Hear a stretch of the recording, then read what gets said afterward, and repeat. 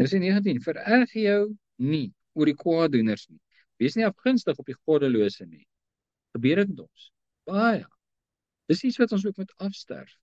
Ons land se politiek het ongelukkig 'n vreeslike slegte smaak in die mond, as jy daaraan dink. Want ons leiers was die verleiers. Ons het nie vyande van buitekant gehad wat ons oorwin het nie. Ons het Afrikaners gehad. Ons mense, in ons midde, wat ons leiers was, vir wie ons vertrou het, hulle het ons uitverkoop. En wat gebeur? Vererg jou nie oor die kwaaddoeners nie. Wees nie afgunstig op die goddelose. Want dis is wat gebeur het. En ons was vir hulle kwaad. En ons sou iets aan hulle doen as ons hulle kan in die hande kry. Baie van hulle is nou al oud en dood. En wat gebeur? Want die kwaaddoener het geen toekoms nie. Die lamp van die goddelose gaan dood. Vader sê dis onvermydelik dat daar struikelblokke sal wees, maar weet die deur wie die struikelblokke gaan kom. En die mense wat die Afrikaner volk uitverkoop het, ek gebruik dit net as 'n voorbeeld. Wie hulle? Jy kan jou bekeer en sê, ek was verkeerd. Vergewe my, Vader. Ek het veroorsaak dat my volk sak en as sit. Ek was een van die misdadigers wat hulle gelei het op die pad waar hulle geslag word. Vergewe my. Natuurlik sal hy. Maar as jy die ewigheid ingaan, deur ander mense uit te verkoop ter wille van jou eie voordeel, 30 sikkel silwer. Wat is jou verwagting aan die ander kant? Nou, wat vertel die kerk vir ons? Nee, die genade en liewe Jesus, en moenie worry nie, dit sal net reg wees. Vir Judas Iskariot ook. Want die kwaaddoener het geen toekoms nie. Die lamp van die goddelose gaan dood. Dalk nie in hierdie lewe nie. Doodgaan sal hy doodgaan. In ons land het ons sulke leiers wat verleiers geword het. En in die hele wêreld is daar leiers wat verleiers is. Wat hulle eie mense na die slagpale lei. So kyk wat in Engeland op die oomblik aan die gang is, in Duitsland, in Frankryk. Dit is skrikwekkend net om dit te sien. Hulle eie mense, hulle praat hulle taal. Hulle het hulle aangestel en gesê, lei jy ons. Hulle lei hulle in die vuur. Hoe moet ek teenoor hulle optree? Vererg jou nie oor die kwaaddoeners nie. Wees nie afgunstig op die goddelose nie, want die kwaaddoeners, geen toekoms nie. Die lamp van die goddelose gaan dood. Dis hulle uiteinde. Kan ek iets daaraan doen? Ek kan nie. Ek kan kwaad word, maar wat gaan dit help? Hy weet nie eens van my. Hy weet nie eens ek lewe nie. En dis nie net in die politiek nie. Dit is nou in die grootste. Maar kleiner mense in my lewe, wat 'n invloed op my lewe gehad het, groot skade vir my gemaak het, wat moet ek maak? Moet ek die hele dag kwaad wees vir hulle, my vererg oor hulle, gunstig wees op hulle? Nee, los dit. Inteendeel, wie is hulle? Hulle is, vers 11, red die wat na die dood gesleep word, en die wat na die slagbank wankel. Hou hulle tog nie terug nie. Maar daai ou wat dit teen my ook gedoen het, veral daai ou. Daar's geen groter liefde as dit iemand sy lewe vir sy vriende gee nie. En dan sê Yeshua, om vir iemand te sterf wat 'n goeie mens is dalk nog maklik, maar om te sterf vir iemand wat jou vyand is, dis nie maklik nie. En dit is die liefde. En nou het ek mense wat my lewe verwoes het, en nog steeds en hulle geniet dit. Wat is my gesindheid teenoor hulle? Vererg jou nie oor die kwaaddoeners nie, wees nie afgunstig op die goddelose nie, maar red die wat na die dood gesleep word, en die wat na die slagbank wankel. Hou hulle tog terug. Hoekom? Want hulle doen dit in absolute dwaasheid. Verleiding van die vlees. Kortsigtig, want dit is 'n kort tydjie en die uiteinde is die vuur. Hou hulle weg van die vuur af. En hoe groter die prys is wat jy betaal, groter is die waarde van die item wat jy koop. Ek gaan dit weer sê. Hoe groter die prys is wat jy moet betaal, hoe groter is die waarde van die item wat jy koop. En wat is die item? Vererg jy nie oor die kwaaddoeners nie, wees nie afgunstig op die goddelose nie, die ou wat jou lewe vernietig het.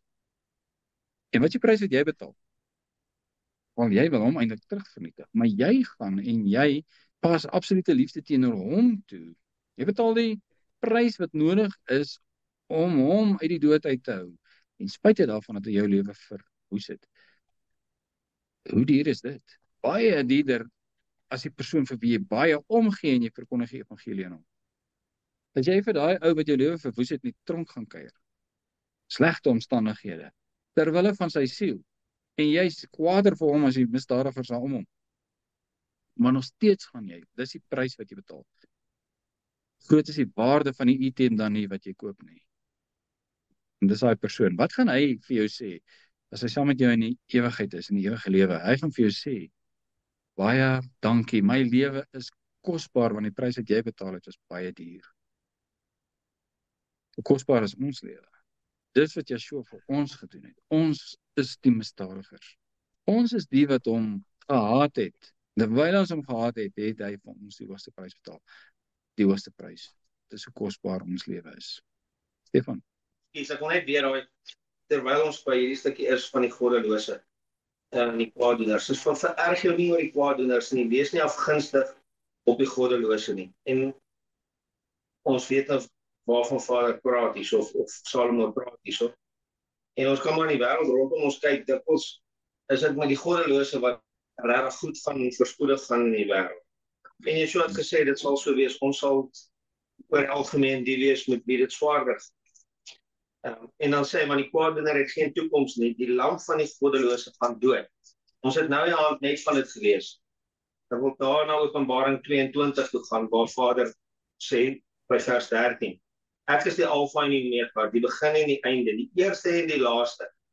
Salig is die wat sy gebooie doen, sodat hulle reg kan hê op die boom van die lewe en ingaan deur die poorte van die stad. Maar buite is die honde en die towenaars en die hoereerders en die moordenaars en die afgodedienaars en elkeen wat leuns liefhet en doen. Dit is die kwaaddoeners en die goddelose. Hoe sal ons afgunstig wees wanneer ons weet die pad word al nouer, en hoe meer ons weet, wil ek amper sê, hoe nouer word die pad. Want hoe sal ons afgunstig wees op die goddelose as ons hier sien wat die uiteinde van hom is? Want hier kan ons duidelik sien hoe sy lamp uitgedoof word. Ja. Ja, dankie Stefan.